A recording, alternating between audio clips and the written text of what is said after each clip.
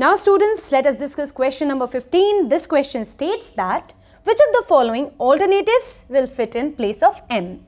So students, here you are provided with the alphanumeric series. Here you have alphabets as well as numbers.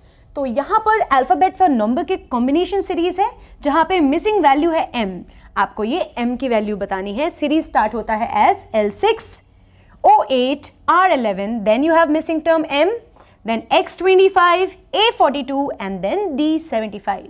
तो M की जगह हम out of these four options को एक value choose करेंगे जिसमें options हैं U15, U16, W14 and U14.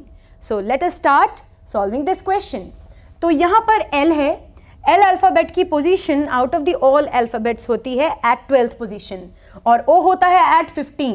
सो 12 से 15 की तरफ हम जा रहे हैं यानी कि 3 अल्फ़ाबेट हम आगे जा रहे हैं. देन O की पोजीशन 15 है, R की position 18. Again we are moving 3 alphabets ahead.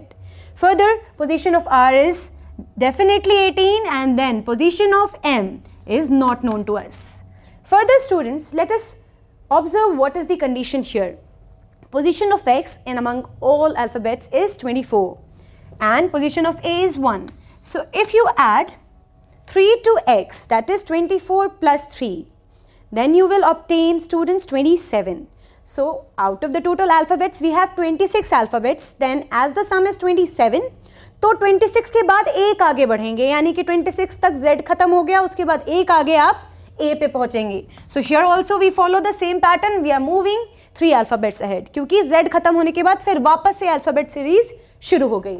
फिर A में यानी जो फर्स्ट पोजीशन पे है उसमें 3 स्टेप आगे बढ़ेंगे. We move on to D जिसकी पोजीशन होती है 4th.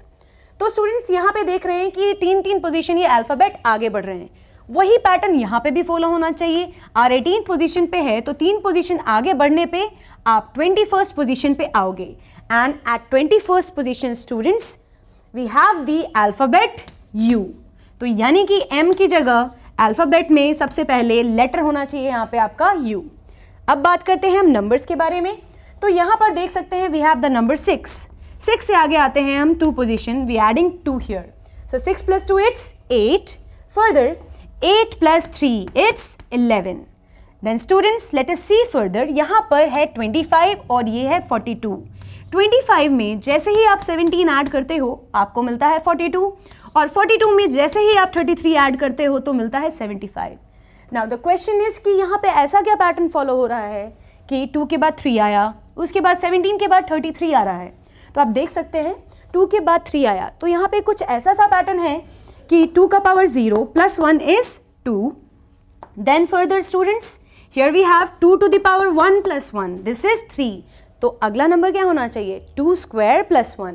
यानी कि यहाँ जो आप आगे बढ़ेंगे you will be adding 2 square plus 1 which is 5 position. तो 5 पोजीशन आपको आगे बढ़ना है.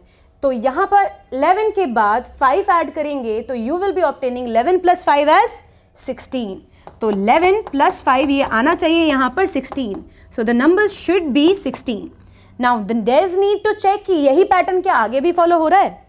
तो देखेंगे यहाँ पर ये कितना है 17 which is actually 2 square which is actually 2 to the power 4 plus 1 and here we have 33 which is 2 raised to the power 5 plus 1. यानी कि यहाँ पे भी पैटर्न ये फॉलो होना चाहिए 2 cube plus 1 क्योंकि यहाँ पे नंबर आया है आपका 16. 16 में जब ऐड करेंगे 2 cube plus 1 that is 9. You will definitely obtain here 25. So students, ये हमारा M की जगह नंबर होना चाहिए U16. So answer should be U16, which is the option number 2 according to this alphanumeric series. So answer for this question is option number 2. Now students, I hope this pattern is clear to you. Now let us discuss our next question.